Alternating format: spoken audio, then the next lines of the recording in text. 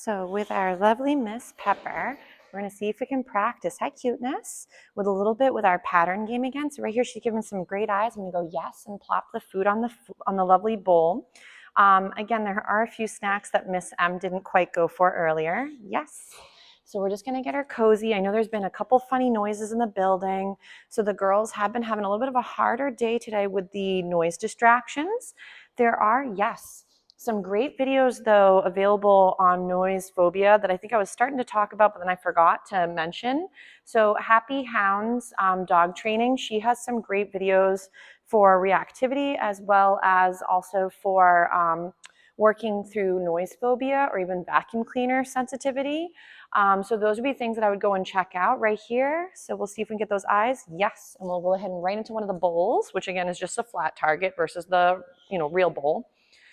She's also finding the crumbs Miss M left behind, which is fine. So I'm waiting for those eyes to hit me. And then when she does kind of give me some of those great eye contact moments, she's just doing some cleanup crew first. But then as she gets cozy, I might even warm up with a little bit of pepper, name recognition, yes. So if let's say she's a little bit unsure, I know that the girls are thrown off by the difficulty of today's noise variety. So, dropped it, that's okay. Those darn slimy jowls, it's hard. So right there, yes, and right into a food moment on the little platform. So again, we're waiting for those eyes to hit my face. And when they do, I'm gonna go ahead and plop a little item down. Too, remember there's going to be some days where the girls are doing splendid, and then there's going to be some days where they're a little bit off. So right there, yes. So even if she's a little further away, waiting for those eyes to hit me, and then see if she can lock and load back on me. But you can almost see the girls have been kind of scanning the building and looking to see where are these funny sounds coming from. So there will be times where your babes are maybe a little out of their comfort range. If so, don't forget you can lower the criteria. So if, let's say, ready, Pepper, she does a great job checking in with her name recognition, or she offers any other little tidbits that you would find beneficial for down the road, capture those moments and feed.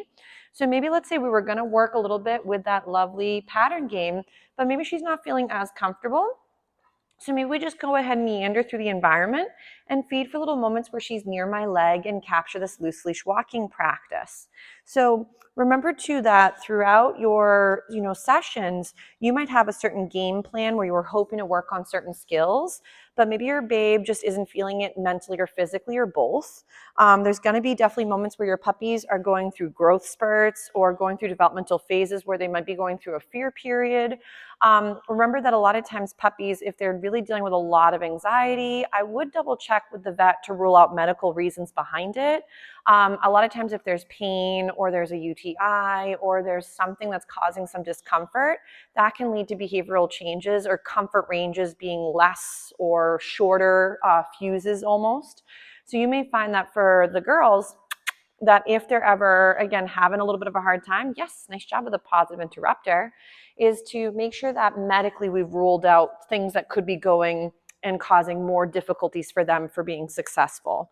So right here, she's just going and checking out the snuffle mat. I know I had mentioned using the snuffle mat earlier for Miss M doing the door practice. We may find that the snuffle mat or something similar like using the grass or environments you have available to you, if though the grass is loaded with bunny poop and that's what your pups are trying to gobble up, I sometimes like to have very easy peasy targets, work these in the house. I know Miss P's been practicing the Super Bowls game, but you might have maybe snuffle sort of zones that you could set up within your environment inside and then transition those to the outsides. Right there, yes, nice eyes on me. I'm gonna go into the little pattern game. So see if she can go ahead right there, yes. I'm gonna go ahead and plop some food down. So now that she's getting a little bit more warmed up, we can go ahead and capture these great moments, yes, where my little lady is giving those nice eyeballs. And again, a little distracted by the environment, yes, nice. So, but remember, don't look for perfection, look for progress, yes. Where your babe, one of them fell out of her mouth right as she was over the little target, yes. But notice how she's able to start bouncing back from the environment. This would have never happened prior, I think, had she not been coming and practicing throughout the weeks. Because for a lot of the babes, she's going to go grab a drink of water. But for a lot of the babes, as we're sometimes doing some trigger stacking, that can also throw them off. But remember, if it's a new environment, new dynamics around them, there's a lot of novelty, that can equal a lot of moments where your babe has very little attention span, which causes difficulty for us and for them for the learning. So make sure that we're going at their rate. Ready, Pepper? Pepper says, hold on, I just got to sing my little song. So Miss P says, I'd really like to go back to my chew items. Nice job, cuteness. I'm going to feed her for these lovely, oh, it fell right out of your mouth. We're going to feed her for all these lovely little check-ins. Ready? Might even do a little find it on the snuffle mat. But remember, doing snuffle mat work or searching for goodies, chewing is still so hard, is a great way to add sort of softer ways to build comfort or relaxation in certain zones. So in like my sensitive dog class, which is like for my reactive or eager beaver type babes that have a hard time coping, they, for example, do a lot of work with find its and foraging and lick items because it's a great way to help get your babes feeling much more comfortable, lower the heart rate, lower the cortisol, so the stress hormone, up the serotonin and dopamine. So foraging is a great way to add both mental and physical enrichment. But remember, adding enrichment doesn't replace what your dog might need for physical, exercise or for mental stimulation too. Ready? Pepper. So right here, yes. So she does a great job with her little name recognition, right into a nice big find it again in the snuffle mat. I'm trying to make sure that if the girls are having a hard time, I'm not trying to force something that they're maybe out of comfort range to handle.